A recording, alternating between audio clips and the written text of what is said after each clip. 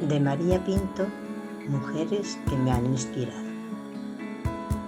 Hace años pertenecí a Yalgui Surgir, una asociación de mujeres que a través de su taller de escritura creativa trató muchas veces el tema de la igualdad.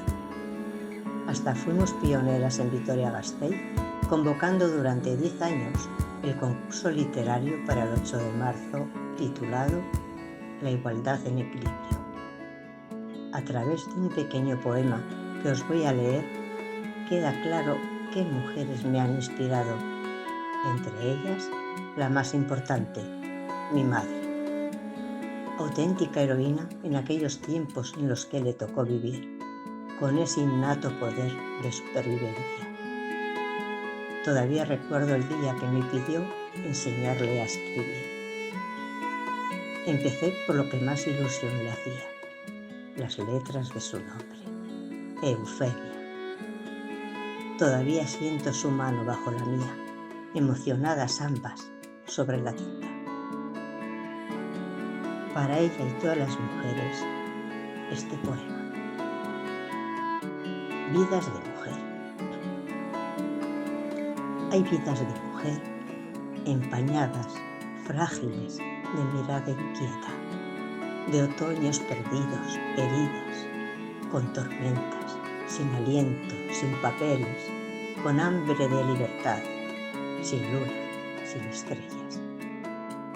Vidas de novela, errantes, bohemias, de piedra, de cristal, mudas, estériles cual laguna seca, deprimidas, que se les lesiona, deshechas, tatuadas, que no saben de números ni de letras, que solo saben de supervivencia y emoción.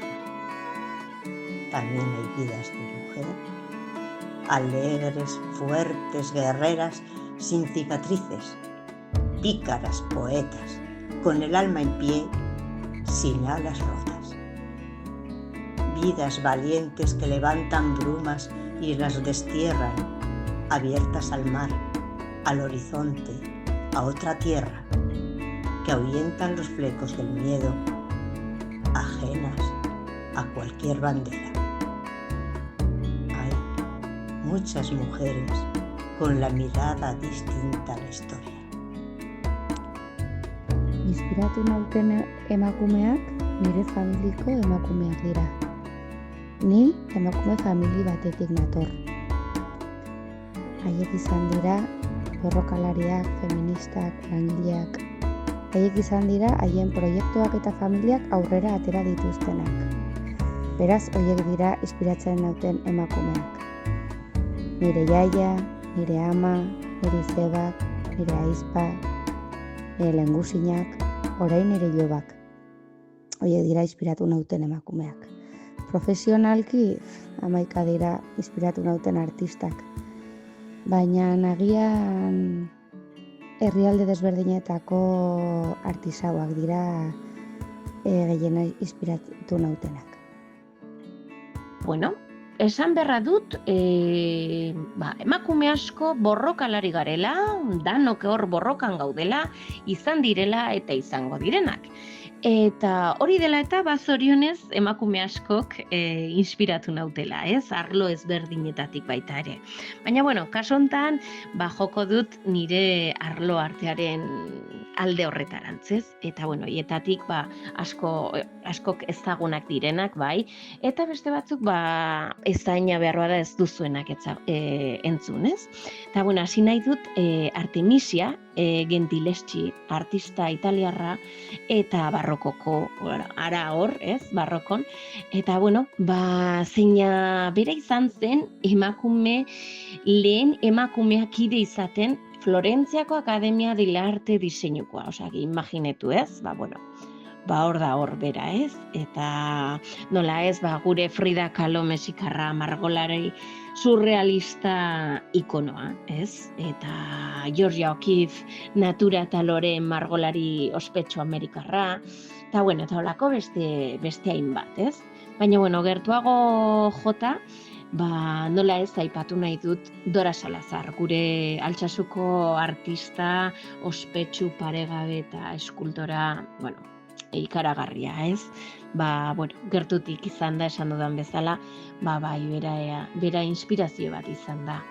Eta gero amaitzeko, baita ere gertutik aukera izan dudalako ezagutzeko, aipatu nahi dut Teresa Jordabito, artista katalandar famatu, baina ez famatu, baizik eta emakume famatua diot zeren, gaur egungo akuarelan eta abstrakzio munduan oso famatua bilakatu dena, baina, ikaragarrizko emakume, pertsona bezala, profesionalki, borrokalaria, eta benetan gertutik ezagutu dut, ezagutu nuen duela urteak, eta gero zorte izan dut, adiskidetasun polit bat sortu dela gure artean, eta nire lagunen artean ditudala esan dezaket, eta benetan kriston luxua da, eta horia, nire bizitzan edukitzeak, bera, eta dudarik gabe inspirazioa izan dena, eta jarraituko duena, ze kaina dauka oraindik emakume honek. Eta, hortxe hor dauzkazue sorta polit bat, eta haupa gu eta haupa emakume guztiok aurrera. Asko dira niretzat inspiragarri diren emakumeak izan direnak edo jarraitzen izaten direnak, baina gaurkoan hiru aipatuko ditut. Hasteko Clara Campoamor oso irudi garrantzitsua da niretzat. Feminismoarekin familiarizatzen hasi nintzeneko oso irudi presentea izan zen niretzat. Asko ikasi nuen feminismoaren inguruan beragandik, eta uste dut bere unean lan oso garrantzitsua eta borroka handia egin zituela gaurkoan emakumeok gauden tokian egon gaitezen.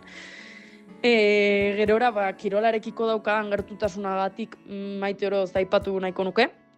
Uste dut oso emakume humila dela eta egunerokotasunean asko egiten duela lan emakumeon baldintza berdintsuen alde.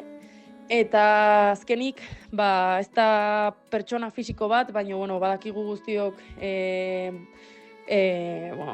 Disneyeko pelikulek eta filmek daukaten garrantziaz, eta iruditzen zait Baiana filmeko Baiana pertsonaia oso emakume inspiratzailea dela.